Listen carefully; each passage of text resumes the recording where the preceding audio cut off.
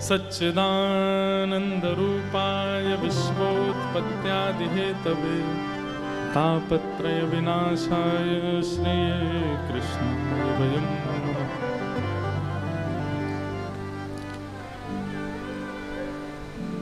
अठासी 88,000 सौनकादि ऋषि मानव कल्याण के लिए यज्ञ कर रहे थे नैमिषारण्य क्षेत्र में,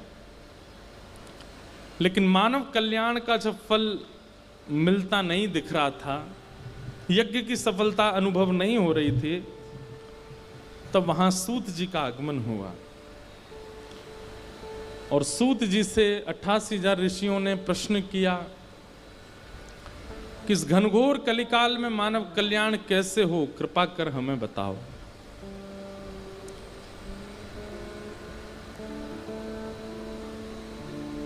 तब सूत जी महाराज यहां कहना प्रारंभ करते हैं। कालव्याल मुख ग्रास त्रास निर्णास हेतवे श्रीमद्भागवतं शास्त्रं कलौ कीरेण भाषितम्। मानव कल्याण कहते किसको है? हम जीवात्माओं का कल्याण किसमें है? ये प्रश्न यदि मंच से किया गया तो अनेक लोग इसके पृथक पृथक उत्तर देंगे, और क्योंकि आप कथा में बैठे हो इसलिए आप सबसे पहला उत्तर यही दोगे, ठाकुर जी की प्राप्ति यही हमारा कल्याण है। अगर आपको पता है कि ठाकुर जी की प्राप्ति आपका कल्याण का साधन है, तो आप में से प्रयास कितने लोग कर रहे हैं? कोई भी नहीं। तो ये तो वही बात हो गई कि कभी कई लोग होते हैं बड़ा चढ़ा के बोलते हैं, तो वो बड़ा चढ़ा के बोलने वाली बात हो जाएगी अगर आप ऐसा कहते हो तो। लॉजिकल बात पर आते हैं कि मानव कल्याण कहते किसको है? मानव कल्याण है क्या? अपने उद्देश्य की पहचान, स्व की पहचान कि मैं आया क्यों हूं धरा धरती पर, मेरा आगमन क्यों हुआ इस संसार में।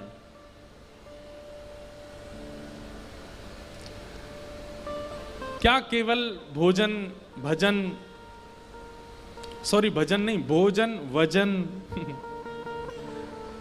भोजन वजन यही बढ़ाने के लिए आए हैं हम संसार में?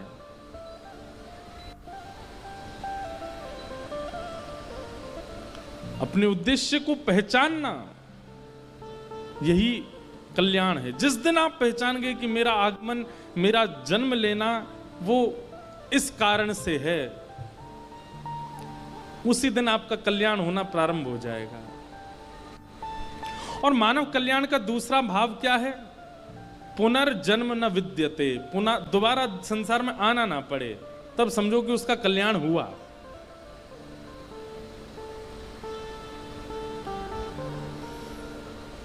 आप कहोगे महाराज जी ना तो कोई बताने बैठा ना कोई पूछने बैठा है कि हम जा रहे हैं कि वापस आ रहे हैं। अरे वही तो बात है कि ना कोई पूछने वाला बैठा ना कोई बताने वाला बैठा, तो फिर इस संसार से इतना मतलब क्यों? आपको ही पता होगा कि आपका कल्याण हुआ कि नहीं। जब अपने से ही सारे काम होने तो फिर इतने लोगों से संबंध क्यों? इतनों के प्रति आसक्ति क्यों?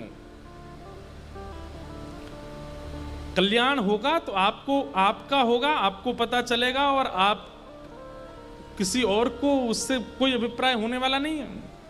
इसलिए अपने कल्याण का साधन पहचानना, इसका मतलब है कि अपने आगमन की स्थिति पहचानना। हम क्यों आए हैं इस संसार में, क्या कारण है इस यहां आने का। अद्य गुरु शंकराचार्य भगवान कहते हैं, को हम कस्त्वम कुत आयात। हम कौन हैं, तुम कौन हो, यहां क्यों आए हैं। हमारे सदगुरुदेव की कृपा हम पर हुई, हम तो पहचान गए कि हम क्यों आए हैं। हम तो जान गए कि हमारा इस संसार में जन्म क्यों हुआ। आप कहोगे आप लोगों को कथा सुनाने के लिए नहीं, जीवन भर ये जीव मिली है, जब तक ये जीव में बोलने की सामर्थ्य है तब तक केवल हरि चर्चा बोलने के लिए हमको जन्म मिला है। सुन के कल्याण करना नहीं करना ये आपके ऊपर निर्भर करता है। हमसे और कोई काम हो ही नहीं सकता।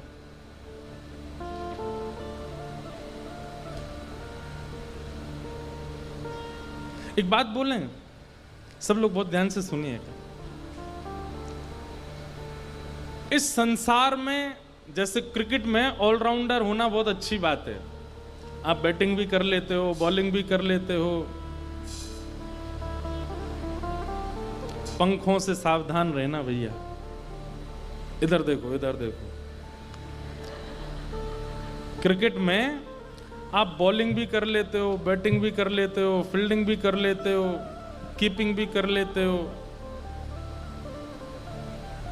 कमेंट्री भी कर लेते हो, एम्पायर भी बन जाते हो, ऑलराउंडर हो, अच्छी बात है। क्रिकेट में, खेल में ऑलराउंडर होना अच्छी बात है, पर इस संसार में ऑलराउंडर होना बुरी बात है। कई लोग होते हैं वो जब कथा में आते हैं तो तिलक भी लगा लेते हैं, और जब दूसरे वाली जगह पर जाते हैं तो वहां के अनुसार भी बन जाते हैं। उनको रात वाली पार्टी करा दो, उसमें भी वो निपुण हैं, और कथा सुनवा लो, उसमें भी निपुण हैं। उनको संसारिक क्रियाएं भी बहुत अच्छे से आती हैं, भक्ति भावनाएं भी, दिखावा करना बहुत अच्छे से आता है। गाड़ी चलाने में भी निपुण हैं, खाना बनाने में भी निपुण हैं, इसमें भी निपुण हैं, उसमें भी निपुण हैं, सब चीजों में निपुण हैं। संसारी विषय भोग मंच से बोली नहीं जा सकती, इसलिए हम उसका आजू बाजू के नाम ले देते हैं। अगर संसार के हर विषय में आप निपुण हो, ऑलराउंडर हो, तो ये बहुत गलत बात है।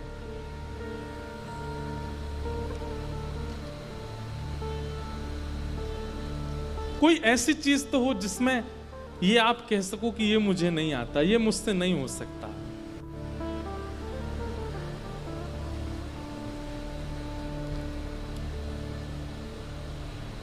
मीराबाई ने स्पष्ट कर दिया था अपने। आज मीराबाई का बहुत चिंतन हो रहा, पता नहीं क्यों होता है। कई कई कथाओं में किसी भक्त का ज्यादा स्मरण होता है।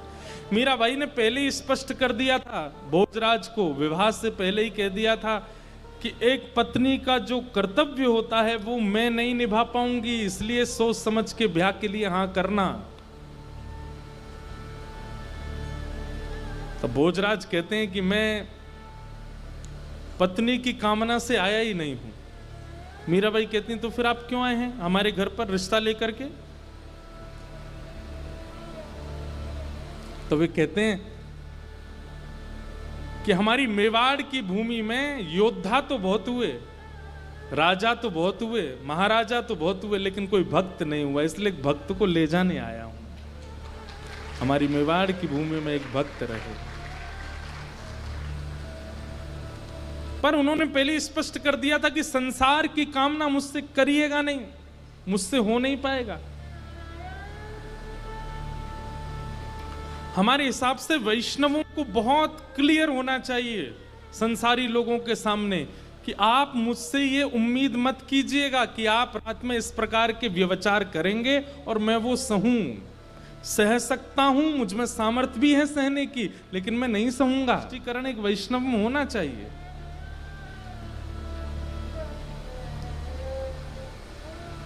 संसार में रहते हैं तो ये सब होता है, होता होगा, पर मैं उसको एक्सेप्ट नहीं कर सकता। एक विषयी व्यक्ति जब कह देता है इस बात को, तो फिर एक वैष्णव व्यक्ति क्यों स्पष्ट नहीं कर सकता? वैष्णव व्यक्ति हर जगह सेटलमेंट करने के लिए तैयार क्यों हो जाता है? वो सेक्रीफाइस क्यों कर लेता है सब जगह? कुछ समय तो सेक्रीफाइस करना पड़ेगा आपको, क्योंकि संसार नहीं तो आपको जीने नहीं देगा, लेकिन एक स्थिति आने के बाद में नहीं करना है।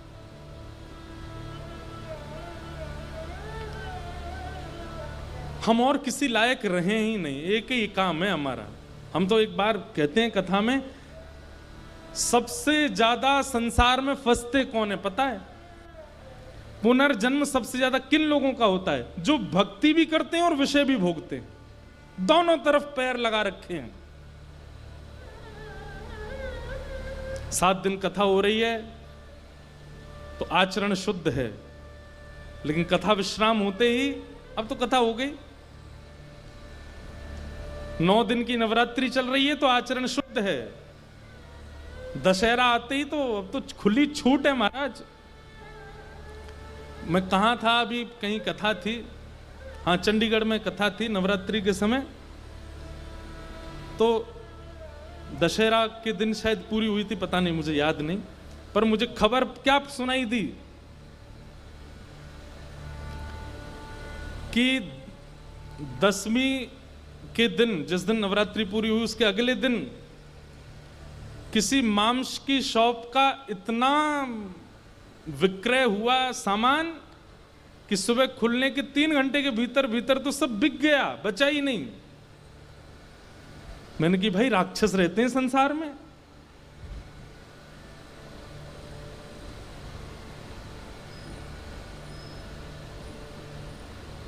बड़े बड़े लिकर स्टोर जो होते हैं उनमें से बोतलें खत्म हो गई, पी गए सब, प्यासे घूम रहे थे 9 दिन से।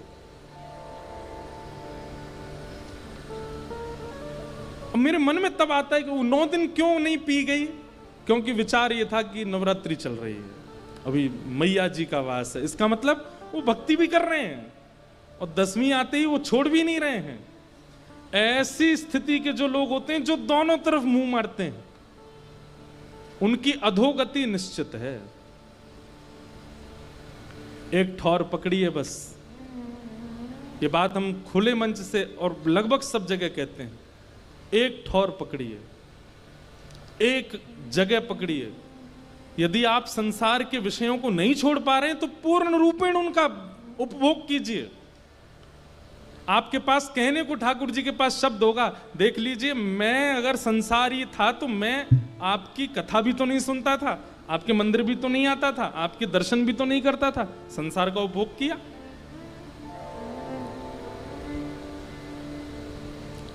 लेकिन कथा भी सुननी है, मंदिर भी जाना है, तिलक भी लगाना है और फिर वो सब भी करना है, ये उचित नहीं है।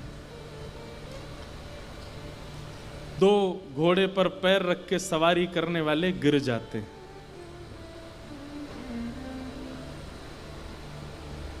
एक बार मैं ये बात कहीं कह रहा था, 2 घोड़ी पर पैर रख के सवारी करने वाले गिर जाते हैं, तो एक व्यक्ति मुझसे बाद में बोला, महाराज जी तो दुल्हा बग्गी पे बैठ गया तो उसमें भी तो 2 घोड़ी होती हैं। मैंने कहा तो क्या समझ रहे हो, ब्याह के बाद वो उठ जाता है वो भी पतन के लिए ही जा रहा है बेचारा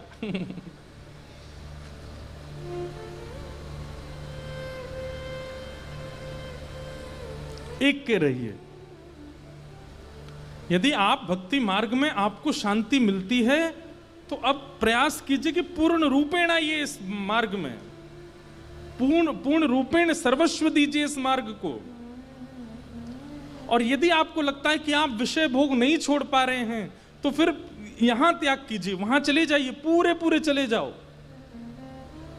मुड़ना भी, देखना भी नहीं कभी वृंदावन की ओर। एक बात बोलें, यदि आप इस बात का निश्चय कर लोगे ना कि नहीं मुझे संसार नहीं छूट रहा, ठीक है, आज मैं निश्चय करता हूं कि कल से ना कथा सुनूंगा, ना मंदिर जाऊंगा, ना दर्शन करूंगा, और उसके बाद जो आपके अंदर अगर थोड़ी भी भक्ति होगी तो व्याकुलता होगी ना कि वृंदावन के लिए मैंने त्याग कर दिया, मैंने कथाओं के लिए त्याग कर दिया, में आओगे तो हो सकता है पूरे आ जाओ, फिर इसका त्याग ना करो। प्रैक्टिकल है, करके देख लो। एक मार्ग चुन लीजिए और समय का मत सोचिए अभी तो मुझ पे समय है, आगे देखता हूं, सोचता हूं, अभी आज करे सो अब कर, अभी करो, अभी विचार कर लो क्या चुनना है।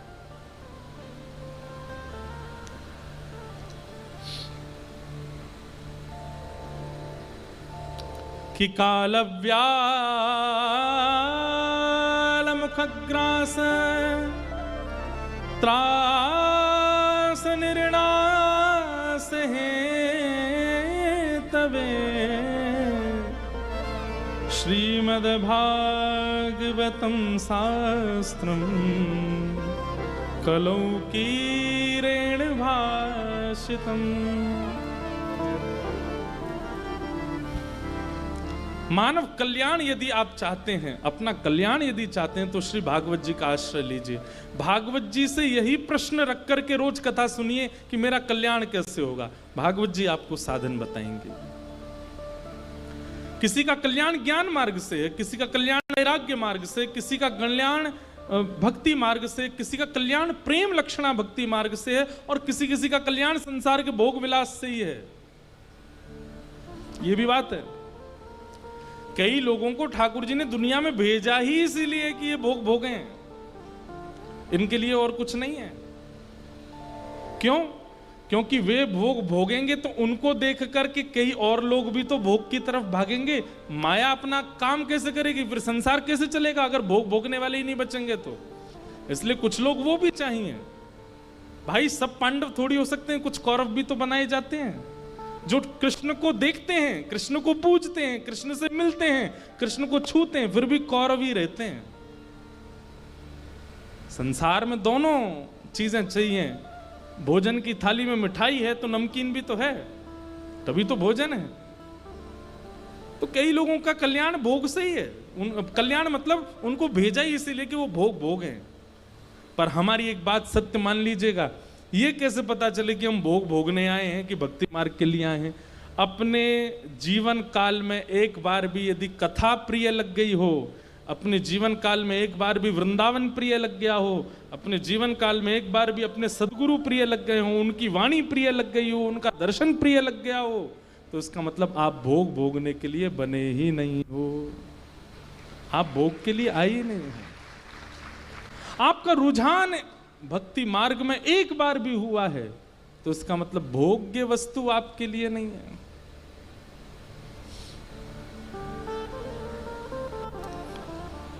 भागवत जी का आश्रय लो।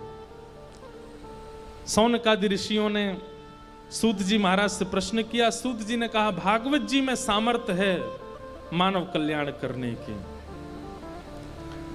तो प्रश्न किया कि कैसे भागवत जी कल्याण करती हैं, कृपा करके बताओ। तो कहते हैं एक बार की बात है, भक्ति महारानी के दो पुत्र ज्ञान और वैराग्य दोनों वृद्ध हो गए। क्योंकि भक्ति तो सब करते हैं पर ज्ञान और वैराग्य का आश्रय कोई नहीं लेता, इसलिए ज्ञान वैराग्य वृद्ध हो गए। तब वृद्ध हुए ज्ञान वैराग्य को पुनः युवा करने की प्रेरणा से नारद जी महाराज बद्रीनाथ गए और बद्रीनाथ में जाकर के सनक सनंदन सनातन सनत कुमार भगवान के प्रथम अवतार, उनसे पूछा कि ज्ञान और वैराग्य युवा कैसे होंगे, कृपा करके बताओ। बहुत ध्यान से सुनिएगा। व्यक्ति कुमार्ग पर क्यों चलता है? क्योंकि ज्ञान का भाव है। छोटे बच्चे को 500 रुपए अगर आपने दिए तो वो मुंह में लेके फाड़ देगा। क्यों? अज्ञानी है। ठाकुर जी योग्यता सबको देते हैं, शक्तियां सबको देते हैं, इंद्रियां सबको देते हैं, पर हम अबोध बालक की तरह उन शक्तियों का, उन इंद्रियों का दुरुपयोग कर देते हैं।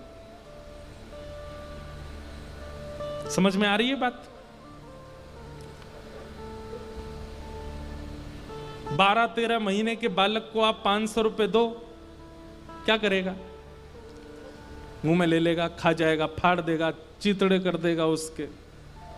लेकिन वही 500 रुपए का नोट आप 12 साल के बच्चे को दो, या तो जेब में रख लेगा, गुल्लक में रख देगा, या मां को दे देगा, संभाल लेगा। ये कैसे परिवर्तन हो गया? ये जब 13 महीने का तब तो फाड़ दिया था इसने। अरे भाई उसमें अब ज्ञान आ गया, अब वो बोधवान हो गया। बहुत ध्यान से सुनिए सब लोग। 18 वर्ष की उम्र में इंद्रियां शक्तिमान हुई थीं, तो हमने क्या किया? भोगों को भोगा। ठाकुर जी बोले अभी अबोध है, अभी भोग रहा है, लेकिन 48 साल की उम्र में भी वही भोग रहे हैं। ठाकुर जी कहते हैं अब तो भाई इसमें ज्ञान आ जाना चाहिए, अब क्यों नहीं आया? 12 साल का बालक यदि 500 रुपए को चबाने लग जाए तो आप उसको डांटेंगे, फटकारेंगे, आप उस पर दंडित करेंगे, भाई तू बालक थोड़ी है। अब ऐसे ही ठाकुर जी जब देखते हैं कि 18 से ऊपर आयु जा रही है, 17 से ऊपर आयु जा रही है, अब ये बालक नहीं है, अब ये बोधवान होना चाहिए, इसको पता होना चाहिए कि भाई इंद्रियों में शक्ति केवल भोग भोगने के लिए नहीं आई है। इस संसार में हर वस्तु केवल खाने पीने और भोगने के लिए नहीं है। और तब भी अगर हम नहीं समझ पाते हैं तो ठाकुर जी हमको अबोध मान करके, और फिर 12 साल के बच्चे पर अबोध मान के हंसा नहीं जाता, उस पर क्रोध करके दंड दिया जाता है। ठीक वैसे ही जब 28-29 की उम्र में ठाकुर जी देखते हैं अभी भी नहीं संभल रहा है, तो फिर ठाकुर जी दंड रूप में उसको खुद से दूर कर देते हैं और भोगों में फेंक देते हैं।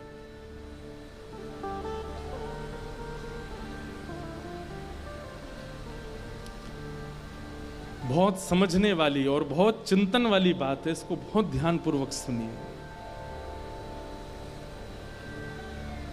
भक्ति तो है पर ज्ञान नहीं है, तो भक्ति आपको प्रसन्न नहीं कर पाएगी। इसलिए ज्ञान का होना जरूरी है। और ज्ञान का मतलब बहुत नॉलेज नहीं, ज्ञान का मतलब केवल सही और गलत की पहचान, यही ज्ञान है। वैराग्य भक्ति के दूसरे पुत्र का नाम है। वैराग्य का मतलब क्या है? जैसे कई बार आपको कोई लत लग गई और उस लत को आप छोड़ नहीं पा रहे हैं, इसका मतलब आपके अंदर वैराग्य की कमी है, आपके अंदर राग हो गया है उस वस्तु के प्रति। कई लोगों को क्रोध की हो जाती है, कई लोगों को मोह की हो जाती है, कई लोगों को ईर्ष्या की हो जाती है। ये भक्ति के दो पुत्र हैं, ज्ञान और वैराग्य। ये यदि जागृत नहीं होंगे हमारा कल्याण निश्चित नहीं हो पाएगा। और इन दोनों को जागृत करने की सामर्थ्य श्रीमद् भागवत जी में, ज्ञान और वैराग्य। मैं एक बात कहा करता हूं कि श्रीमद् भागवत की कथा सुनने से, सत्संग श्रवण करने से, कथाएं सुनने से क्या होता है? बोध होता है। क्या सही है, क्या गलत है, क्या उचित है, क्या अनुचित है। सब लोग इधर देखो, बहुत ध्यान से सुनो। कई लोगों को मैं ऐसे जानता हूं, कथाएं तो बहुत सुनते हैं, पर अभी तक उनकी बोध दृष्टि जागृत नहीं हो पा रही है। वो अभी भी कहीं ना कहीं अज्ञान में। अब मुझे एक जगह का नाम याद नहीं, नाम तो याद है लेकिन बोलूंगा नहीं। कहीं कथा थी, 7 दिन सामने बैठ करके यजमान ने कथा सुनी, और वो इतने ध्यान से बैठ करके सुनता था, मुझे इतना अच्छा लगता था। मैंने कि ये यार बिल्कुल हिलता भी नहीं है, ऐसी बैठ के पूरी कथा सुनता है। 6 दिन तक उसने मुझसे ना बात करी ना कुछ, बस प्रसन्न मुद्रा में कथा सुनता था, एक टक होकर के। मुझे लगा था कि 7वें दिन जाने से पहले मैं एक बार उसको हृदय से लगा के जाऊंगा, भाई तूने इतने ध्यान से कथा सुनी। 7वें दिन उसी का ही किसी के द्वारा संपर्क आया कि मुझे महाराज जी से मिलना। मैंने कहा मुझे भी मिलना, बुलाओ उसको। मैंने बढ़िया पटका, मिठाई का डिब्बा आदि सब निकाल के रखे, उसको दूंगा। बड़े अच्छे से कथा सुनी। भाई श्रोता जितना ध्यानपूर्वक बैठता है ना, वक्ता उतनी अच्छी कथा कहता है। 7वें दिन आया, अंदर आके बैठ गया। मैंने भैया बहुत बढ़िया, तुम इतने प्रेम पूर्वक। बोले वो तुम अच्छा है, मैं प्रेम पूर्वक कथा सुन रहा था, पर महाराज जी आपने गलत किया। मैंने क्या? 7 दिन में एक भी बार मेरा नाम नहीं बोला आपने। मैं यही सुनता रहता था कि अब मेरा नाम तो बोलेंगे, अब ये इस दृष्टांत में बोलेंगे कि ऐसा स्वभाव तो इनका है। मैं पूरी कथा ध्यानपूर्वक सुनता था। महाराज जी मेरे रिश्तेदार, नातेदार, मेरे दूर दूर के जलने वाले लोग भी कथाओं में आते थे। आपने एक बार भी मेरा नाम नहीं कहा। महाराज जी आज आखिरी दिन है, प्लीज मेरा नाम बोल देना मंच से। मैंने पटका छुपा दिया भीतर, नहीं तू लायक नहीं है भाई इसके। कई बार कथाएं कहने के बाद भी परिवर्तन नहीं दिखता तो इतना ठेस पहुंचता है शरीर को। भैया सहल गए तुम्हारे, इतना ठेस पहुंचती है हृदय को। याद रखिएगा, कभी वक्ता के आगे, गुरु के आगे जाओ तो बहुत संभल के जाना, क्योंकि वो आपकी बोली हुई बातें और चाल डाल सब परखता है कि ये कथाएं तो इतनी सुनता है पर परिवर्तन कितना है। और जब परिवर्तन नहीं दिखता ना तो गुरु को बहुत कष्ट होता है। और जब दिखता है कि अब ये शांत हो गया है, अब इसका स्वभाव परिवर्तन आ चुका है, अब इसके व्यवहार में, उसकी बोली में, इसके, तो इच्छा होती है और कुछ देने की। और सत्य बताएं, श्रीमद् भागवत कहती है, प्रयच्छति गुरु प्रीतो वैकुंठम योगी दुर्लभम। यदि गुरु प्रसन्न हो गया आप पर, तो बड़े बड़े योगियों को दुर्लभ, जो साक्षात शंख चक्र गदा पद्मधारी नारायण है, उनको प्रदान कर देगा, यदि गुरु प्रसन्न हो गया तो। इसलिए इंप्लीमेंट किया कीजिए, धारण किया कीजिए। एक हमारे गोवर्धन में एक रसिक महात्मा, सब लोग ध्यान से सुनो, इधर देखो, उनका पूर्व नाम तो कुछ और था, पर बाद में उनका नाम श्री हरिप्रिया जी हुआ। हम लोग कई पद भी गाते हैं कथाओं में हरिप्रिया जी के।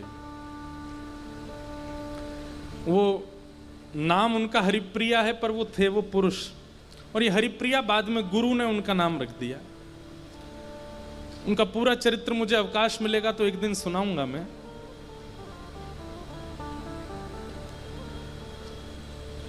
कोई श्री बोले हरिप्रिया जी का कोई पद मिले तो भेजना मुझे, हम सुनाएंगे फिर आपको पद। अब उनके बारे में सुनो। सब कुछ छोड़ छाड़ करके गोवर्धन चले गए। गोवर्धन में उनको एक गुरु मिल गए अपने, उनकी जीवनचर्या आदि आदि सब देख करके उनको लगने लगा यही मेरे गुरु हैं। चरणों में दंडवत प्रणाम किया, प्रणाम करके कहा कि मैं आपको गुरु बनाना चाहता हूं।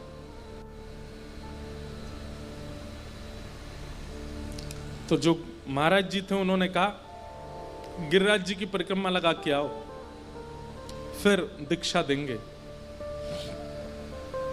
आप गिरिराज जी की परिक्रमा लगाने गए और परिक्रमा लगा करके जैसे ही परिक्रमा पूरी करके आए और आकर के चरणों में बैठे, मैंने परिक्रमा पूरी कर दी। 22 किलोमीटर की परिक्रमा है गिरिराज जी की, 6 घंटे तो मिनिमम लगते हैं।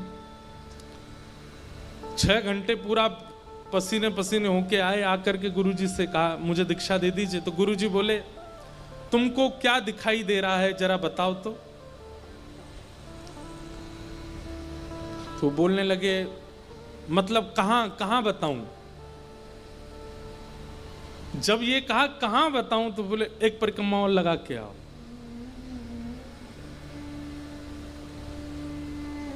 और वो जैसी दूसरी कोई बात कहते तो वो तो नाराज हो जाते। बोले प्रश्न सवाल नहीं करोगे, जो कह रहा हूं करो, दीक्षा चाहिए ना, गुरु मानते हो, जाओ एक परिक्रमा और लगा के आओ। बेचारे एक परिक्रमा पूरी हुई थी, दूसरी परिक्रमा फिर चले गए, गुरु आ गया, पैरों में छाले पड़ गए। अब 7 घंटे लगे, थक गए थे, आए चरणों में प्रणाम किया। बोले गुरु जी 2 परिक्रमा हो गई, अब तो दीक्षा दे दीजिए। बोले क्या दिख रहा है तुम्हें? अब बोले मैंने अगर पूछा कहां तो ये बोलेंगे पर तीसरी जाओ। तो इन्होंने थोड़ा बनावटी भाव, मेरे सदगुरुदेव भगवान सामने बैठे हैं, उन्होंने श्वेत कलर के वस्त्र पहने हैं, नीचे अचला पहना है, पीछे मसनद लगी है, सुंदर ठाकुर जी का चित्र लगा है। बोले जाओ एक परिक्रमा और लगा के आओ। आप सोचिए पहले ऐसे ही शिष्य नहीं बनाते थे गुरुजन, ये ऐसे ही इतने आचार्यों को भगवत दर्शन ऐसे ही नहीं हो गया था। कितनी परीक्षाएं करके शिष्य दीक्षा दी जाती थी। वो बेचारे गुरु आज्ञा मान करके चले गए। अब तो चला भी नहीं जा रहा है, पैरों में से रक्त आने लगा। गिरिराज जी की परिक्रमा कर रहे हैं, चलते चलते गिर जाते हैं, फिर उठते हैं, फिर चलते हैं। अब तो 12-13 घंटे लगे उनको परिक्रमा पूरी करने में। 12-13 घंटे बाद आए, आकर के गुरुजी के आगे पस्त, बिल्कुल हालत ऐसी हो गई कि किसी को भी दया आ जाए। गुरुजी आए, चेलाराम परिक्रमा हो गई? बोले जी गुरुजी। दीक्षा चाहिए? जी गुरुजी। उनको लगा कि अब तो दया से बात कर रहे हैं, हो सकता है दें। बताओ तुम्हें क्या दिख रहा है? मौन हो गए, कुछ नहीं बोले। बोले देखो ये तुम्हारी परीक्षा नहीं है, ये स्थिति में आना पड़ेगा तभी तुमको दीक्षा मिलेगी। स्पष्ट बताओ क्या दिख रहा है? बोले गुरुजी मुझे कुछ नहीं दिख रहा, बस आप दिख रहे हो। फिर से जाओ, परिक्रमा लगाओ। वो समझ गए, बोले कुछ तो बात है। अब चौथी बार जब परिक्रमा लगाने गए तो ना तो खुद को देह माना और ना गिरिराज जी को पर्वत माना और ना परिक्रमा को मार्ग माना, स्वयं को एक सखी, एक गोपी माना, श्री गिरिराज जी को नंदालय माना कि नंद भवन है, इसी में ठाकुर जी रहते हैं, और परिक्रमा को श्री कृष्ण प्राप्ति का मार्ग माना। इस भाव से जब चलने लगे, कब परिक्रमा पूरी हो गई उन्हें पता नहीं चला। और जैसे ही अपने गुरुदेव के सन्मुख गए, गुरुदेव बोले क्या दिख रहा है? तो कहते हैं कि ऐसा लग रहा है कि मानो कोई सहचरी बैठी है और उसकी गोद में प्रिया प्रियतम दोनों विलास कर रहे हैं। तब गुरुदेव बोले अब तुम योग्य हुए, अब तुम्हें दीक्षा दूंगा। अब मुझे गुरु नहीं दिखा है, दिख रही है।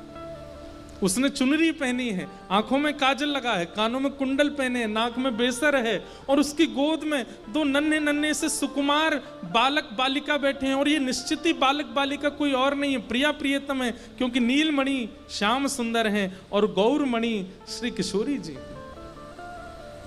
तब गुरु जी ने उनको दीक्षा दी और उनका नाम रख दिया श्री हरिप्रिया। भेजा कोई,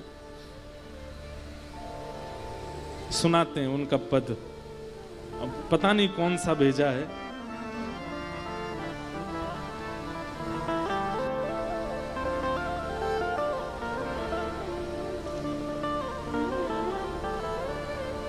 हाँ,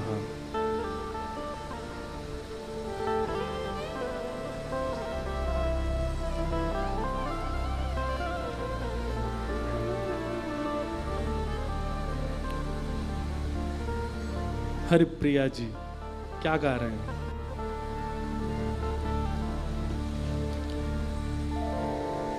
मन मोहे सोहे अति सुंदर, मन मोहे सोहे अति सुंदर, मन मोहे सोहे अति सुंदर, मन मोहे सोहे अति सुंदर, बानिक मोहन लाल की हो, बानिक मोहन लाल की हो। बानिक मतलब झांकी। कैसी झांकी है? बोले मन मोहे, मन को चुरा ले, सोहे अति सुंदर, बानिक मोहन लाल की हो। बानिक मोहन लाल की हो, बानिक गाओ साथ में, लाल की हो। मन मोहे सोहे अति सुंदर, मन मोहे सोहे। ठाकुर जी के श्रृंगार का वर्णन है। देखो, श्रृंगार रस खुली आंखों से नहीं सुना जाएगा, इसके लिए तो नेत्र बंद करने पड़ेंगे, मन चित्त में झांकी का दर्शन करना पड़ेगा। कैसे लग रहे हैं ठाकुर जी? झुकनी छबीली रंग रंगीली, झुकन छबीली रंग रंगीली, पगिया गौर भाल की हो, पगिया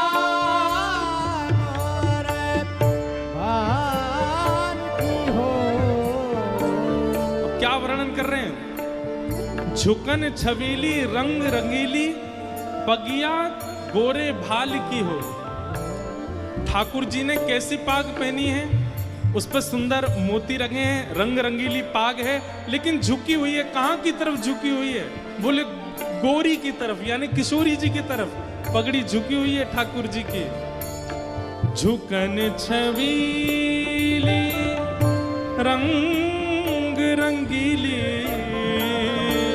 झुकन छबीली रंग रंगीली, पगिया गोर भाल की हो, पगिया गोर भाल की हो, मन मोहे सोहे अति सुंदर, मन मोहे सोहे अति सुंदर, मन मोहे सोहे अति सुंदर, मन मोहे सो है अति नवल नासिका नथ मोतिन की, नवल नासिका नथ मोती सुंदर मोतियों की नथ पहनी है अपनी नाक में। आहा, नवल नासिका नथ मोतिन की, नवल नासिका नथ मोती झलकने रूप रसाल की हो, झलकने रसाल की सुंदर नथ पहनी है ठाकुर जी ने। और जब जब ठाकुर जी हिल रहे हैं तो उसका जो मोती है वो हिल रहा है, और वो हिलता है तो इतनी सुंदर शोभा लग रही है ठाकुर जी की, उसका क्या वर्णन करूं मैं। श्री हरि प्रिया बसो नित ही में, श्री हरि